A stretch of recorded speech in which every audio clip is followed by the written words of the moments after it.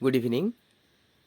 তোমাদের ছাত্রছাত্রীদের মধ্যে ম্যাক্সিমাম জনই আমায় একটা প্রশ্ন করেছিলে যে সামার প্রজেক্ট যেটা স্কুল থেকে দেওয়া হয়েছে, বিভিন্ন স্কুলে বিভিন্ন ক্লাসে বিভিন্ন সাবজেক্টের ওপর যে সামার প্রজেক্ট তোমরা বানাচ্ছ বা বানিয়ে ফেলেছো, সেই সামার প্রজেক্টের সাথে তোমরা একটা অ্যাকনলেজমেন্ট পেজ অ্যাটাচ করতে চাও।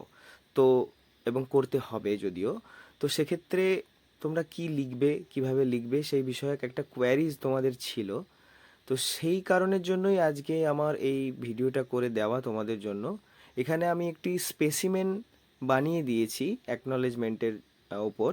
তোমরা কিভাবে লিখবে বা কি লেখা উচিত সেক্ষেত্রে বেসিক্সের ওপরেই লেখানো আছে। তোমরা এর থেকেও কিছু অ্যাড করলেও করতে পারো যদি চাও। তো এইখানে একটা জিনিস বলার আছে যে তোমরা যেভাবে তোমাদের প্রজেক্টটা বানিয়েছো, সুন্দর হাতের লেখায় নিশ্চয়ই বানিয়েছো, সেভাবেই সুন্দর করেই এই অ্যাকনলেজমেন্টটাও লিখবে এবং ওই তোমার প্রজেক্ট ওয়ার্কের সাথে এটা অ্যাটাচ করবে। আর এখানে একটা জিনিস ব্যাকেটে যেটা দেওয়া আছে, টিচার্স নেম 1, টিচার্স নেম 2, এখানে তোমরা তোমাদের সাবজেক্ট ওয়াইজ যে টিচার তোমায় সাহায্য করেছে মনে হয়েছে বা তোমার মনে হয়েছে যে এনার নাম আমি দেব, তো তোমরা সেখানে তোমাদের যে কোনো দুজন শিক্ষক মহাশয়ের নাম উল্লেখ করবে। ঠিক আছে?